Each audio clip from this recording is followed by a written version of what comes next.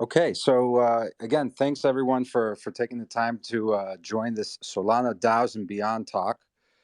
Really excited for the amazing panel we have today. We've got Nom and Crypto-G from MonkeyDAO. We've got Stepan from Squads, and we have Lee Jin from Variant Fund.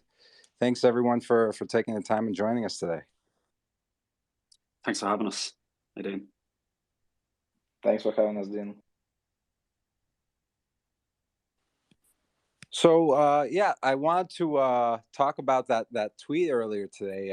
There's been a good response from it, and I think it's telling that one of the founders of Solana is saying, hey, what has to happen this year to make DAOs really take off? What are the three things he specifically wanted? Three. It from my point of view.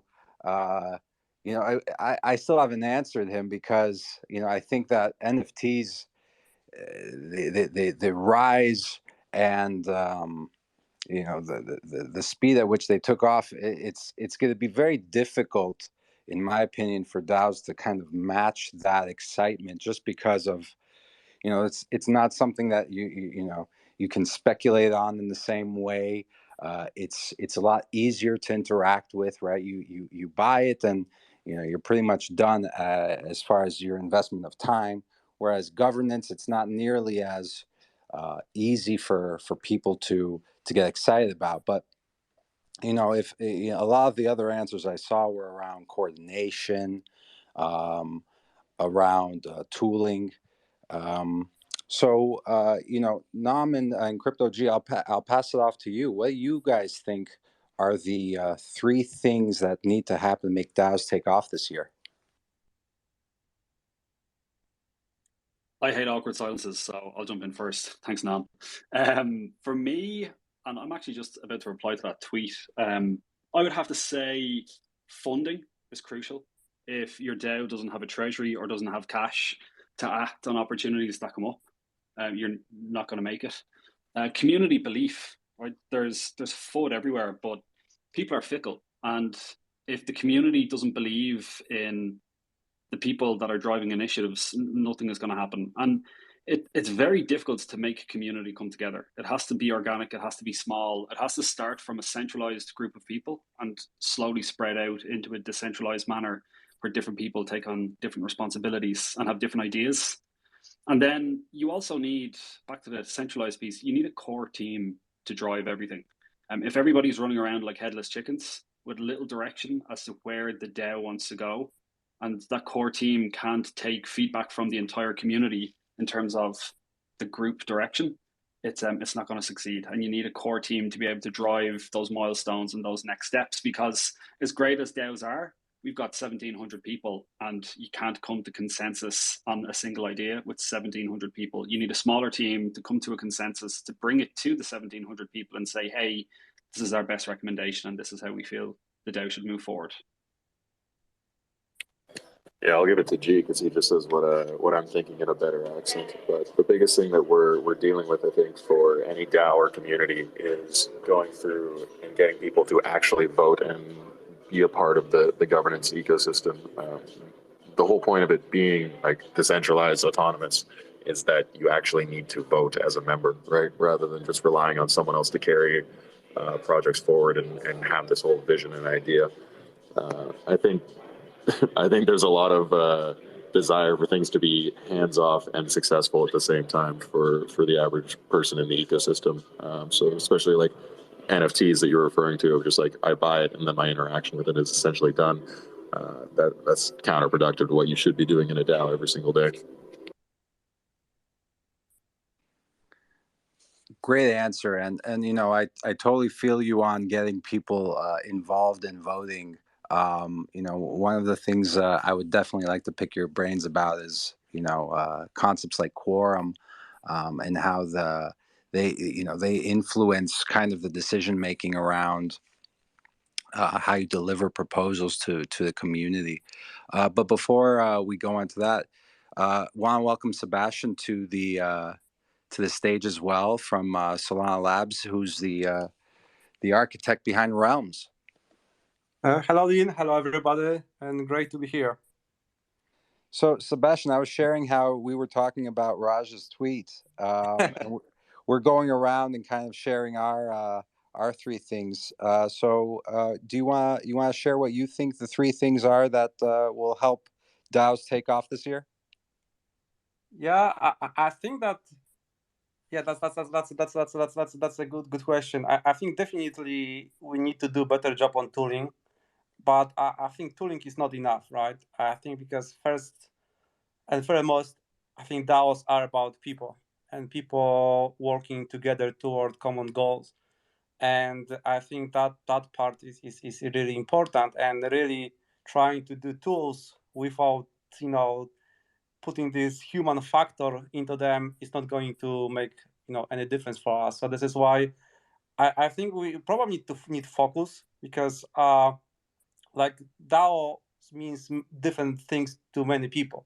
And I hear you when you say that DAO members would like to should participate in governance, but on the other hand, I would say not necessarily, right? Let's say you buy Mango, right, as an investment, and really this is the same way as you buy your shares in Apple or Microsoft, right? You don't necessarily want to vote and participate in the management, because you just buy it because you believe that people who are running this doing the good job, right?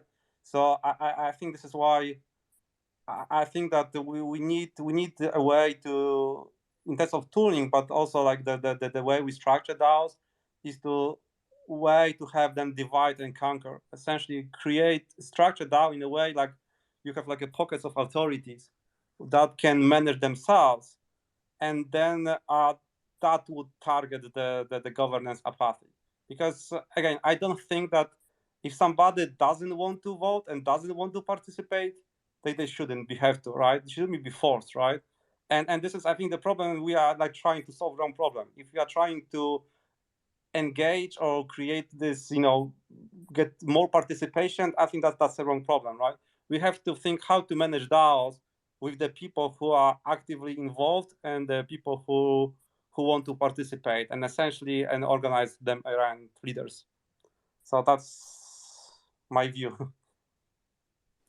Yeah, and it definitely mirrors what Nam and Crypto.g were saying, right? It's about the people. Yep. So, Stepan, where do you see this problem? Where do you see the opportunity? What are the three things that can happen this year? Yeah, I actually did answer the question that Raj posted, and I think, yeah, I kind of identified, tooling as well, same as Sebastian. I think, tooling allows to open, DAO organizational design to concepts and structures that actually can, be beneficial for issues like, participation and scaling. And I think, these kind of pockets of authorities is one example, but then it's just, generally creating this kind of environment where it's easy to interact with your DAO, interact with other DAO members through user-friendly tooling. I think that's important. So like the first thing I put was more tools. The second one is kind of similar to what you guys are saying, is like thought leadership on governance, setup and management, and essentially like best practices. Because like the idea that, Solana ecosystem is quite new and young, and there's a lot of knowledge that can be shared that essentially can help and sort of guide these DAOs and in their sort of organizational design. So I think that's kind of the second one, because we don't really, I think, have that enough right now. So that would be a great help. And third one is, generally I think time will help. I think the ecosystem needs to mature in a way, because for many people Solana is their sort of first time Web3 experience, and so it takes time to learn this, like the concepts and the tooling and how it should all work. So I think we already can see it, like the maturity of it is kind of growing in terms of tooling and the user base. So I think we are getting to a place where it's going to get better. So I think, yeah, the third one I put was essentially, yeah, ecosystem needs to mature. Yeah, so those are the three I think the most important, but pretty much everything everybody said here, yeah, totally makes sense. Yeah, and I appreciate that you made a distinction about Solana as well being, one of the focal points you brought in, right? Because it is a younger ecosystem as opposed to Ethereum, where a lot of this discovery has had more time to happen. The systems, the primitives have been more mature. So this is a perfect time to ask Lee, what do you think are the 3 things that will help DAOs take off this year? Hey everyone. Yeah, thanks, Dean. Nice to be here. I very much agree with Sebastian's take. I think that the limiting factor is not necessarily the tooling or the software, but instead the people side of the equation. Because at their core, DAOs are all about they're communities with shared missions. They're in pursuit of accomplishing something or going after something, and they have a shared cap table and a shared bank account in order to accomplish that. I think the limiting factor for why there aren't more DAOs today is really it takes a lot of creativity and initiative to define what those missions are and to rally people around them. I think if there's a really compelling mission that a DAO is going after, we've seen in the past that it's actually a key moment to get a lot more people into the DAO ecosystem. So for instance, when Constitution DAO was happening in, I can't even remember, fall of last year, when people were trying to buy the Constitution as a DAO, that was a huge onboarding event for a ton of people who were new to crypto, buying crypto for the first time, setting up a wallet for the first time, let alone joining a DAO for the first time. And so to me, that instance is demonstration of the fact that really we just have a dearth of compelling visions and missions that they're oriented to. And if that's in place, people will kind of make do with the tooling that they have today. So hopefully we see more of that this year. In terms of DAOs as a future of work option for more people, and what's preventing that from taking off, from having more people working for DAOs or choosing DAOs right out of college rather than working a corporate job. I think there's a whole host of other factors at play. You can take a look at some of the survey data for why more Americans don't become self-employed or become a freelancer. I think that's really illuminating as to why more people aren't joining DAOs and taking part in terms of earning from DAOs. And those factors, at least in the US, are worry about losing income, concerns over financial stability, stability of earnings, concerns over healthcare, because in this country, our healthcare plans are usually employer sponsored, same with retirement plans. And so all of the barriers that are keeping people from going freelance or from starting their own businesses are the same factors that are, I think, preventing more people from seeking work opportunities through DAOs. So those are some thoughts. Yeah, and bringing in the element of the work from home is critical, right? Because that now with once COVID hit, we saw that it is practical to think that a lot of us can work remote. It completely changed the way we look at the office, and I think that the lack of clarity on some of the income portions of working in DAOs is definitely going to take a long time for people to feel comfortable with, right? To consider leaving a job that has a stable paycheck with insurance and all these other things that at least in the DAOs that I've been part of don't exist. But from going around talking about this issue, I think that the Constitution DAO is the example, right, where it was the mission that was just so electrifying.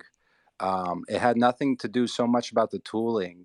It was the fact that this is just something that people couldn't even consider it as an option, that you could, gather this group of people that don't know each other and try to, go out and do something that's, historical. So I guess it's on us to come up with these ideas for these grand missions.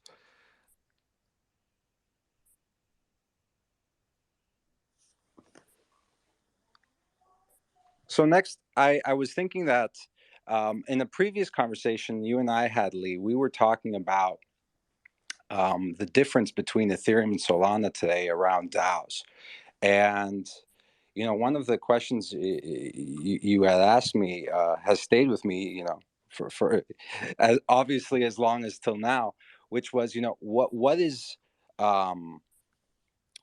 that missing link for this Solana DAO space to kind of catch up um, to Ethereum DAOs, right? Because the Ethereum DAO space, there's so many more DAOs. They're reaching you know, a different level of publicity, with Constitution DAO being the best example.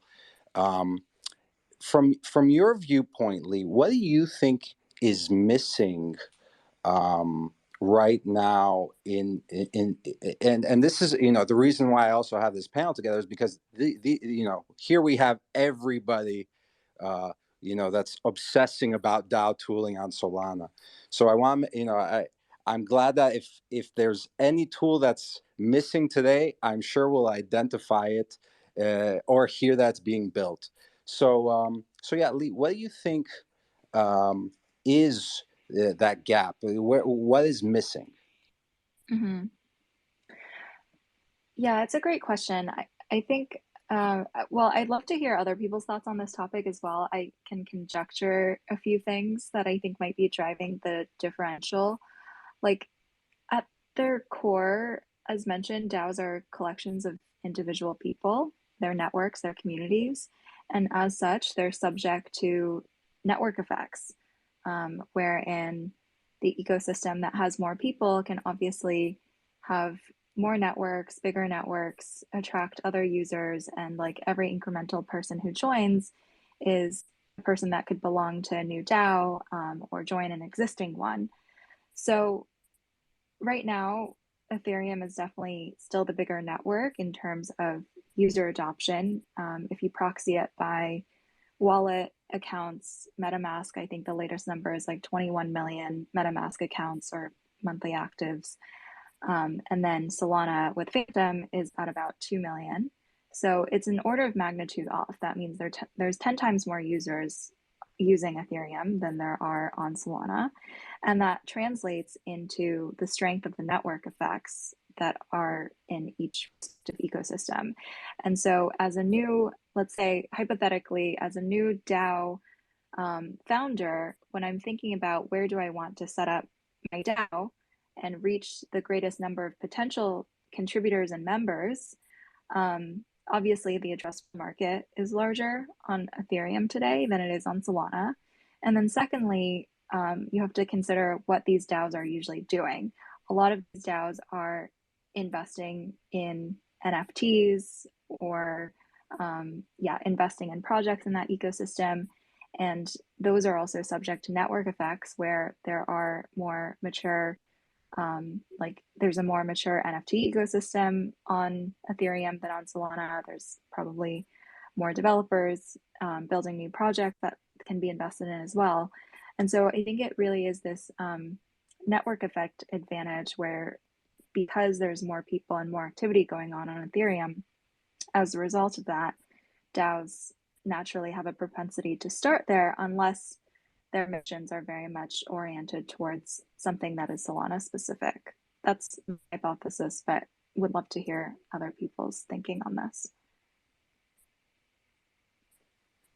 Thanks for kicking it off, and really, I think I agree with the network effect being the sole reason. And you know, to share some of our building choices and why we chose Solana, it was more because we want to explore and discover and experiment, and being able to do that on a faster and, you know, near zero transaction cost ecosystem, we can, you know, continuously try new things and, you know, not worry about the financial implications of being wrong or, you know, trying to save an extra transaction. That was our thinking of coming to Solana. Now, Stepan, I'll pass it over to you. what do you think might be missing? And at the same time, what was your decision making in choosing Solana? Yeah, sure. I think, yeah, the reason we kind of landed here was because, yeah, I mean, the drawing was the sort of the high, high speed, low transaction cost. That's what like initially got us in. But I think like the first thing I've done, because I've joined during the Solana season hackathon in May, and like we joined the formation chat, we started talking to people. It was quite early at the time, and it was just the energy was amazing. Like people came there to come up with new ideas, build cool stuff, and it seemed like a great place to, considering also those sort of technical benefits of the layer one, but also like, community-wise at the time, even it felt like a great place to, great community to join. So I think, yeah, this is where we kind of came from, but also like the idea that obviously sort of the tool that we're building with squads is kind of, scaling is important, right? And the idea was, and still is, that you can comfortably spin up a lot of these, pretty much as many as you have, sort of group chats or your sort of smaller networks. So yeah, that's kind of another sort of product perspective reason why it made sense. In terms of what the differences between the ecosystems, I mean, it's not the most exciting answer, I think, for me, but I think it's just we need more. I think the right pieces are on the board, right? Like there's great developers building sort of great DAO tooling. There's users that are coming in. There's Chase that is kind of bringing developers and helping everybody to learn Rust. So I think all the pieces are there, and it's just a matter of time, experience, and experimentation. And I think we are getting to a more interesting phase of it, of the sort of DAO aspects on Solana, because the tooling is maturing, and the narrative is really here, right? I think it kind of Constitution DAO kicked it off, the DAO narrative again, and it stayed with us, right? Like everybody still talks about DAOs, and it's quite exciting, and it's on everybody's mind. So I think all the pieces are here. We just need to keep building, and building for some it's building communities, for some it's building the tools, but I think we're going to get there. It's just, yeah, so it's kind of similar to what Lee said in a way, but yeah, also the timing and the user base just needs to mature.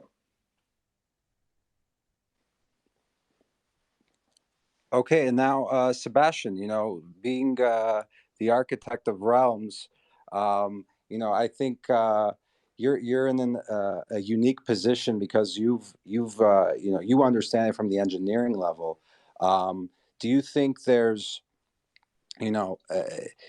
tooling missing in the ecosystem, or is it just a matter of time? And I'm well versed with what you've built. All of our on-chain votes uses Realms. If we were an NFT, we would definitely be using squads, of course, Stepan. But where do you see the gap today and the opportunity moving forward for Solana? Okay, sure. So I think that our problem is lack of focus. I think that at the moment, I think this is just, I think not like wrong decision, but I think just, where we are at the moment is that we have built the basic building blocks, which means that we have the tools that you can use to build any type of DAOs on Solana right now, and there should be like anything that stops you from that. But what is missing is a focus. That I think that because DAOs, if you ask anybody, everybody has a different opinion what a DAO is, right? And there are so many different types of DAOs.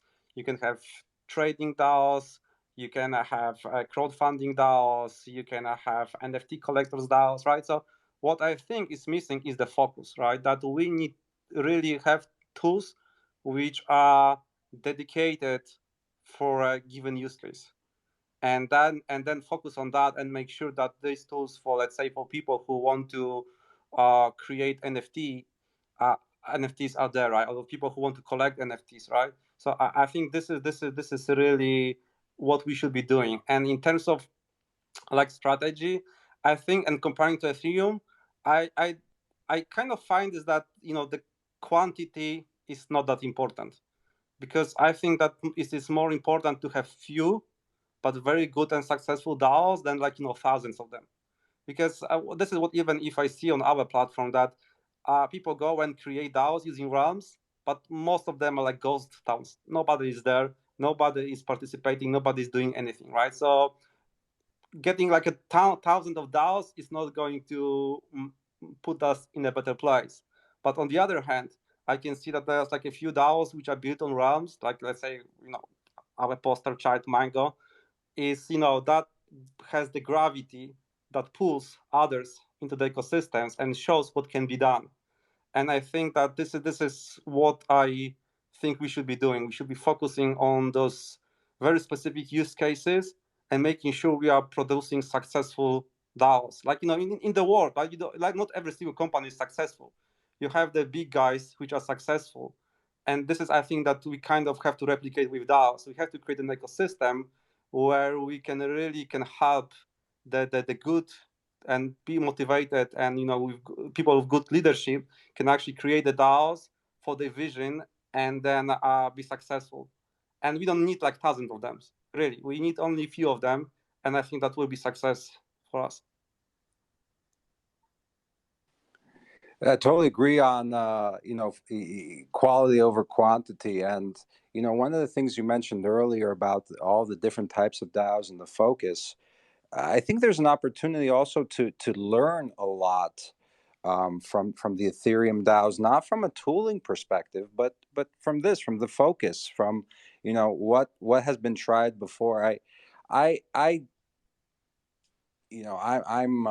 also a culprit of this, where I haven't spent as much time as I want discovering what's already been built on Ethereum. And I think that also on the Ethereum side, there's a lack of understanding of what's been built in Solana. There's definitely a big gap between ecosystem knowledge.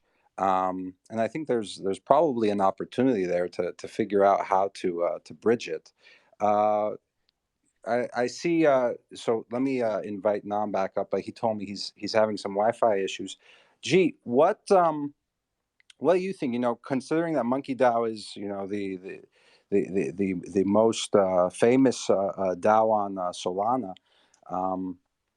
Do you see this as an issue?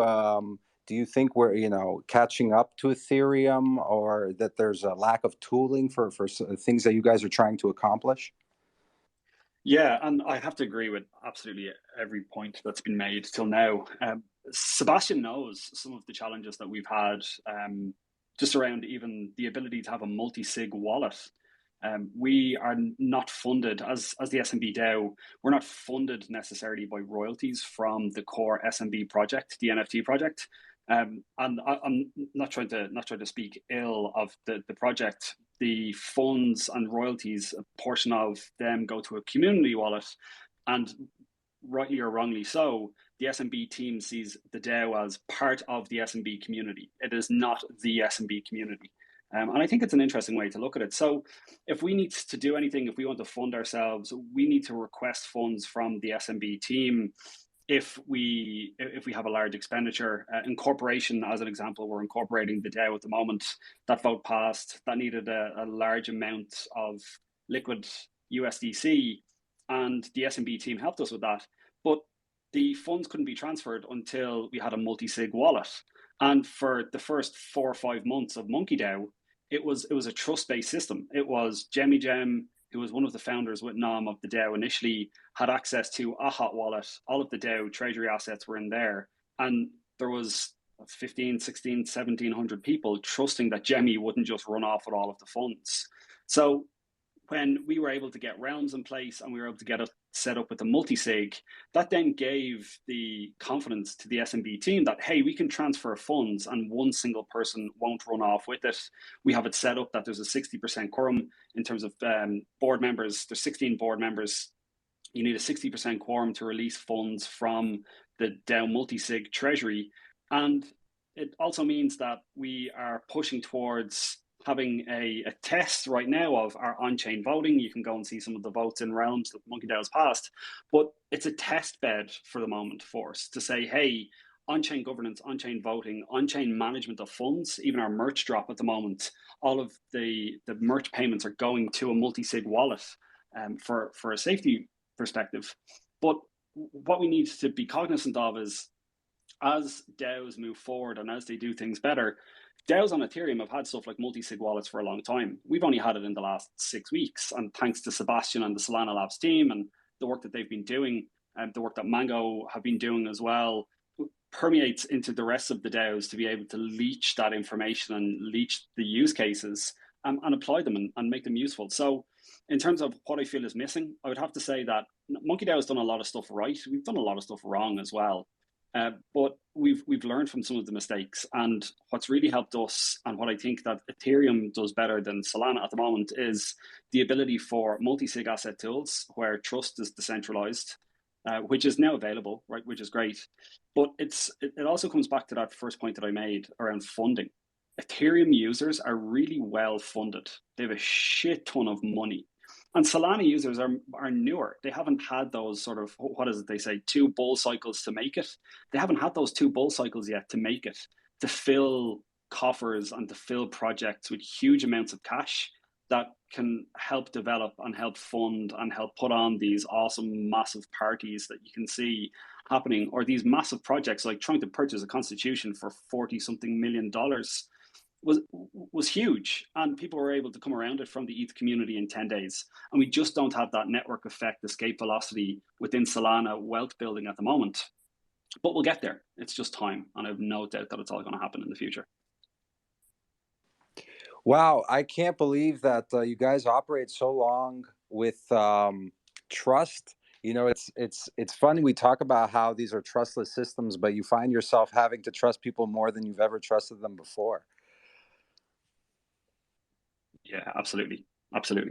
And it's why we sent Nom out to LA Hacker House, and he's on his own running up some bills and bar tabs, and we trust him that he's going to do the right thing and speak to the right people as well. Not right now. Yeah, and I think that MonkeyDAO is a perfect example that really the strong community and leaders come before tools, right? So tools can help them and can support them, and this is our job as tool makers, to make sure that they can achieve their goals. But I think MonkeyDAO is a perfect example that actually the tools are not really the first thing, right? The first thing is always the people, the community, and that's the most important thing about any DAO. Absolutely. I mean, for us, we've followed their example a lot. The only thing we haven't been able to follow in is on the validator side, which I think that's another phenomenal deployment of both time and capital for this kind of ecosystem, right? Where the DAOs are contributing directly to the growth of the ecosystem they're built on. But this idea of the network effect and the people who are on Ethereum, it was very interesting. They brought that up, G, right? It's because the numbers are so much bigger that it would attract a different kind of user and maybe a different kind of risk profile, the way they're going to be able to spend their time. Is that something that continues to is it just a runaway train at that point where no matter what kind of tooling there is, you're going to go where the people are? Or is it possible that by displaying the tooling, by explaining why Constitution would have been perhaps better off on Solana, where each contributor would have saved some money, is that compelling enough? Or is it just going to be the size right now is just too large to overcome? For me, I don't think it's too large to overcome, but I think what Constitution DAO did really well is that they had people form around an idea and allow them to have some sort of involvement in a community, right? It wasn't Constitution DAO had a huge treasury. They were taking deposits and donations from people that decided that they wanted to utilize their Ethereum for some sort of common good. And we've kind of seen that a little bit as well. I think you bring up the validator idea. The community really rallied around the idea of, hey, MonkeyDAO will run a validator. We're going to use the community to help stake to the validator, hit break even, and then it becomes a net positive revenue stream into the DAO, right? So we are now making money from the validator. And then when we took it a step further, and we're seeing a lot of conversation around it at the moment, there's this concept on Solana of the Saber and the Sunny wars, and Sunny using Tribeca to be able to, and again, it's nearly like a DAO on DAO action. So Sunny are using Tribeca to go and vote on where the Sunny and Saber rewards are going in any particular week based on the popularity of particular liquidity pools and provisions. And what we ended up doing was we set up a stake pool on Solana, and we said, hey, we know how difficult at times it was to make sure that we were going to hit break even on the validator. Let's set up and utilize stake pool to go and allocate to other validators and help them hit break even quicker. And why do I give that context? I give that context because what we've noticed is the community has rallied around this idea of stake pools. They've said, hey, MonkeyDAO now owns a stake pool. We're going to go and stake to the validator. We're going to stake to the stake pool. We're on board with this mission of helping other validators that spin up across the ecosystem by being able to deposit to DAO pool. We know that DAO pool is going to go and support these other pieces of infrastructure, but also the token that we get back from DAO pool in DAO Sol, which is very similar to Marinade's MSol. In fact, it's exactly the same. It's the same contract, same code. It's just a different wrapper on the end. What you end up having is that all of these people then form around this idea of, hey, we can come together as a team and go and stake our Saber rewards and all vote together to increase the Saber reward allocations that are coming into people that are staking DAO Sol on Saber and on Sunny. So I think having a shared sort of mission is what Ethereum has done really well and is what we can continue to do in the future. And I think that's why we've been such a popular place to come, is because people come in, they realize that there's something in it for them, whether they're interested in technology or art or finance or DeFi or the next wave of evolution on Solana. We're trying to plug into a lot of it, and we're trying to encourage people to get on board. And to see the community rally around initiatives that the board doesn't even drive, or people that have been a lot around the DAO a long time don't even drive, is really sort of heartwarming for us as well.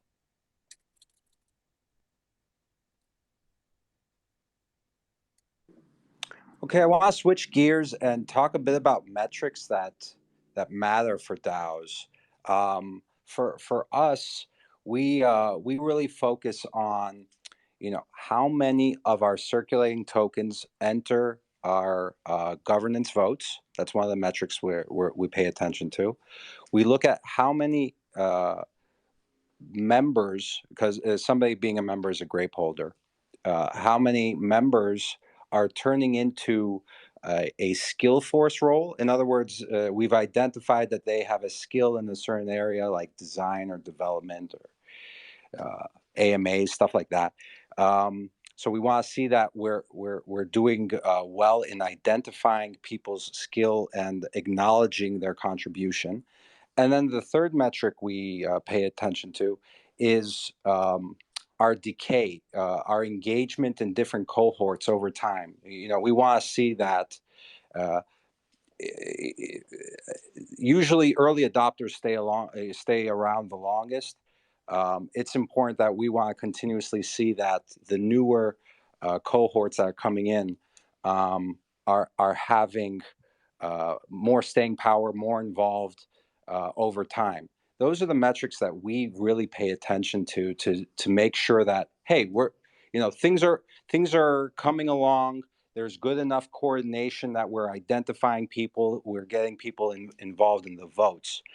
Lee, what are the metrics you think are important for DAOs to pay attention to? I think it ties back to the mission of the DAO and what the DAO is trying to do. Overall, I think the term DAO has become all-encompassing. It's almost as all-encompassing and really kind of meaningless, like the term LLC. It's it's sort of like asking what are the metrics that matter for an LLC. The next question is well, what does the LLC do? I think that's equally true for DAOs now. So I think it just really depends on what the DAO is doing and the type of mission that they're going after. So as an example of this, if it's a social DAO like FWB or some of the other social groups that have tokenized communities, then I think the metrics that matter are all of the traditional social networking metrics that you had used to measure before and, you know, throughout consumer companies. So DAU to MAU, daily actives to monthly actives, retention cohorts, are those going up over time as you would expect with stronger network effects, user growth, virality coefficient, things like that. And that's like very specific to social DAOs versus if you had a different type of DAO, like an investment DAO where people are pulling together capital and actually investing that into different assets, then you would be measured against metrics that are specific to investment funds, like multiple on invested capital, IRR, things like that. So I think there really isn't a one size fits all metric. It really does depend very specifically on the vertical that the DAO is operating in. I appreciate that answer. You know, at the same time, I think that, you know, for an investment DAO, you know, if it's one person or two people, you know, making investment decisions, it could continue to be considered a DAO. But it's hard to then measure, you know, how decentralized it really is. You know, that's why I think some of those metrics I brought up are the ones we're focused on. But G, what are the metrics you guys are focused on? It's funny to see the correlation between floor price of the NFT and membership participation and the overall tone of conversation within the DAO on any given week or any given day. When the price of the NFT is going up, we see a big influx of members, of new members, and when the price is going down, we see people cutting loose and trying to sell and not worry about the value of the asset that they hold. But really for us, what we focus on most, and this is probably since the very first week of the DAO, is the quantity of users that are coming in. I think it's a benefit and it's a detractor in a sense that there's an exclusivity into the MonkeyDAO, right? You can only get in because we utilize Grape to secure access to the DAO, and if you don't have the Monkey NFT, you can't get in, and that becomes prohibitively expensive for people. There was a point in time just before Christmas where one Monkey SMB was equal to the price of one Bitcoin, and that was a top signal if we ever saw one. But it's prohibitively expensive for people to go and invest and get access to something that they don't necessarily know anything about. So when we see metrics going up of people investing, people buying in, new users joining, for us that's probably the most important metric. And also the issue that you have is that it's kind of capped at a 5,000 user limit at the moment, right? Because there's only 5,000 SMBs. So what we need to do is start thinking outside of just the idea that one participant has to have one NFT. We need to start thinking into the future that if the growth in users is a metric that's important, we need to enable the DAO in the future to also be able to accept more than 5,000 members. So that's what we'll focus on moving forward. Oh, wow. The alpha drop there, going more than 5,000 members. Crazy. Sebastian, which metrics do you think you know, we should be looking at, and what do you see from the Realm's perspective? Yeah, I would have to say that I'm definitely behind you in terms of measuring the communities. I think the metrics that have been mentioned so far, I think are good because, and also it depends on the type of the DAO, but definitely I think that the number of active members are going to be important because that means how active and how lively the community is, right? Or whether what I was saying before, that I see that many DAOs actually turn into ghost towns, right? And then that definitely is some sort of healthy factor. But also this is what G said, that we need to find a way for DAOs to actually have income, and that can be also a measure when we can see whenever we can facilitate this for DAOs to either get funding from investment or maybe have like some proper job to get income. This is that we discussed this before, like the idea of the certification guilds, or when I've been exploring the ideas how to make it possible for DAOs to serve the community but also have an income.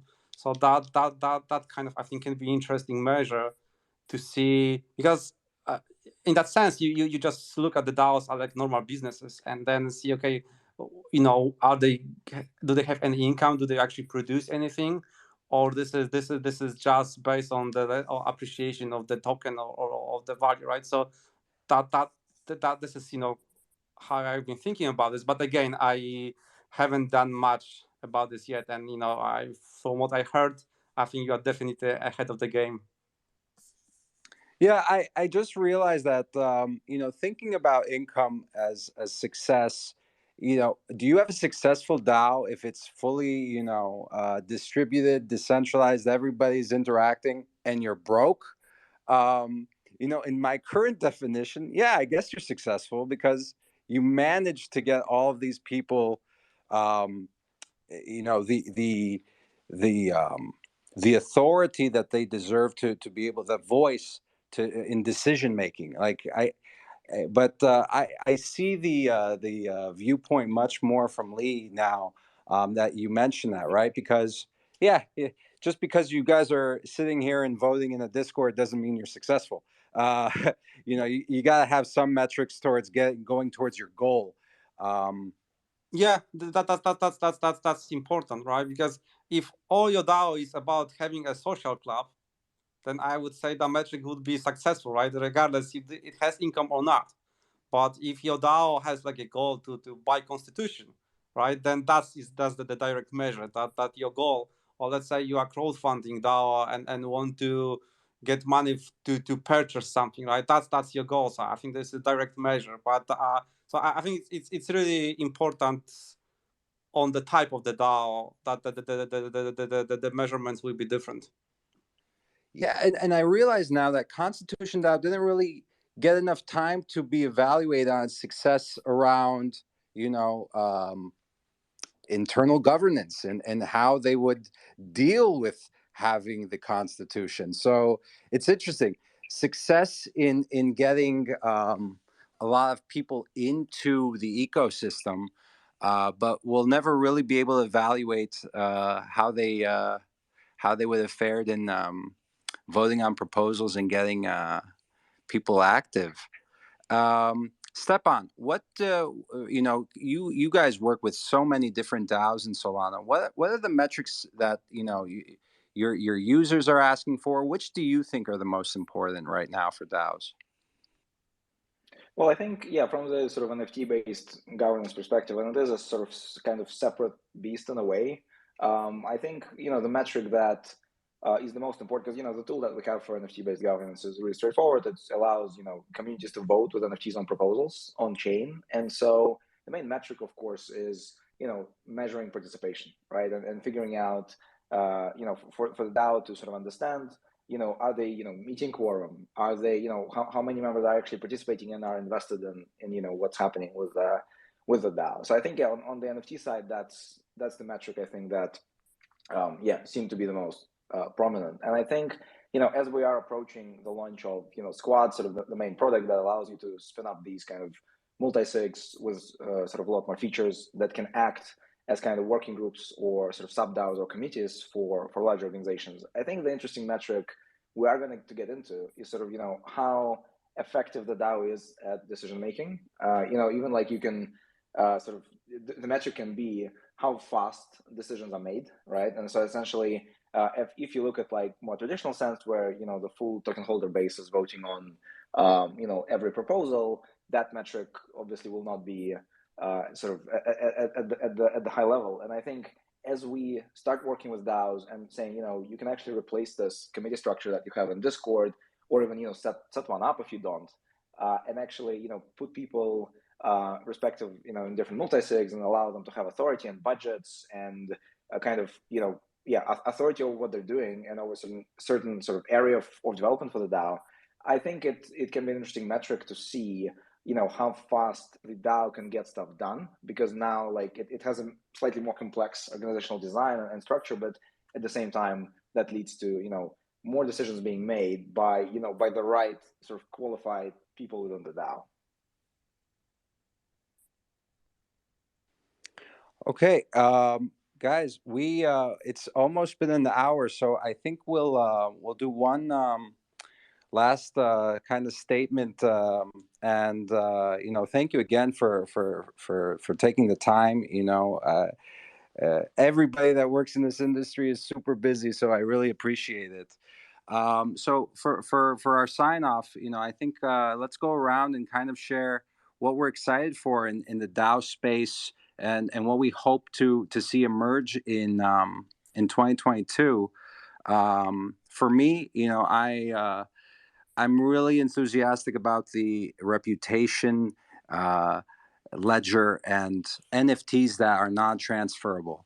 I think that that's going to be a space where we're going to see so much experimentation, specifically also on Solana, where you'll be able to have an NFT that follows you everywhere, and you can opt into different DAOs to then update your experience, and this is a ledger that can one day become your resume. I think that that's really the big thing for 2022. Lee, what are you excited about for this year in DAOs? Yeah, man, I'm putting him on the spot. I would say definitely top of mind is experimentation with governance models. I think right now we are still really early in figuring out how to do governance effectively within DAOs, and they effectively function as plutocracies because of the token-based nature of voting. But moving forward, I would love to see iterations on that, and move towards reputation-based governance based on someone's expertise and reputation, or more sub-DAOs or pods taking shape wherein there's really localized centers of power within the DAO based on people's experiences and expertise, and being able to have the governance power over certain parameters of the DAO based on the pod that one is in.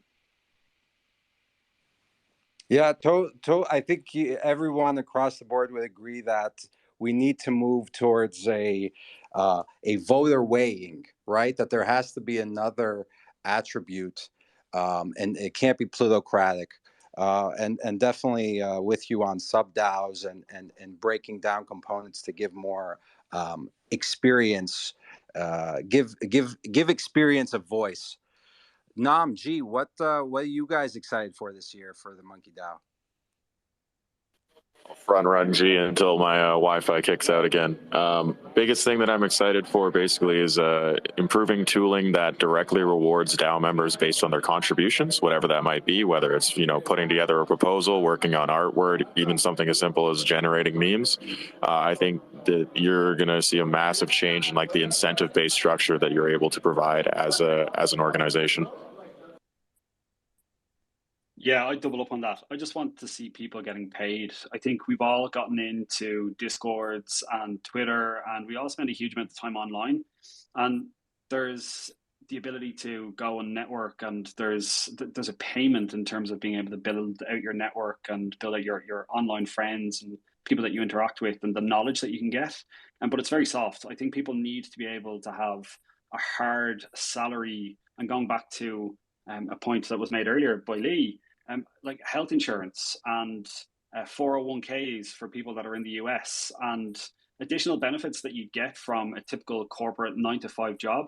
I can't wait for the DAOs that are able to set up proper employment structures for people and have people be able to take a leap of faith and say, hey, I want to quit my job and I want to try Web 3.0, and I'm not specifically going to go and work for one of these large crypto companies, but maybe I'm passionate about one-to-one artists, and I want to help them in their journey to get their art sold, and I'm going to go and become a community manager in a DAO, and being able to pay those people, I think is going to be really important for the next evolution. Yeah, I definitely want to circle back with you and talk about the, setting up insurance and 401ks. That's a beast of a conversation. We definitely have to do that next time.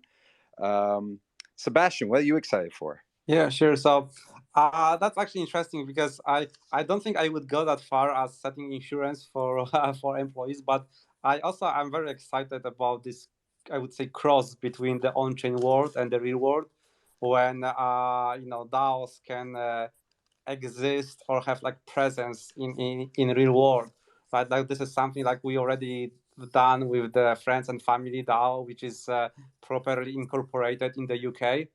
And so we are experimenting with the legal framework and taxes and see how it all works. So I think that's really cool, because I also see like I'm trying to get like a lots of talent into this world, and I think working for DAO, I think is just a brilliant idea, and especially for those people who free minds and contractors, I think that's just perfect. But they have lots of hesitations because of that. They want to invoice somebody.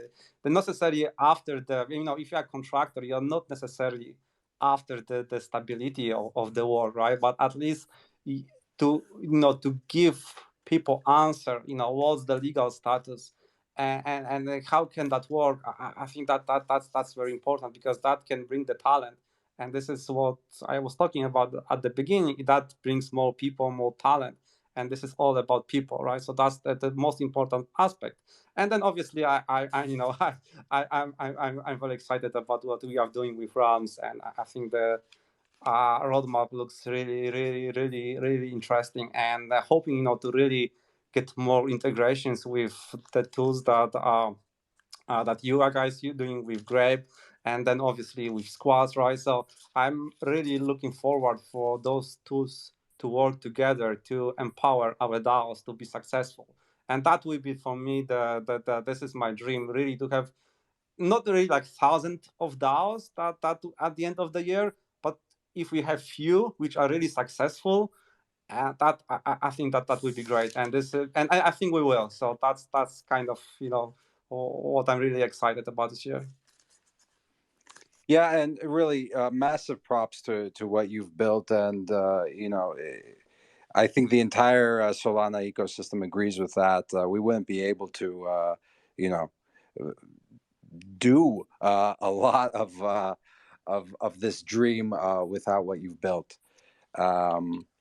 Stepan, the creator of Squads, which really, I mean, I saw that new UI you guys have, and the NFT assets tab for the treasury. Wow, I'm excited about this. But what else are you excited about for the year? Well, I think, yeah, thanks for the shout out. We're about to get to mainnet finally, and yeah, I'm really waiting for everyone of you to finally check it out, at full scale.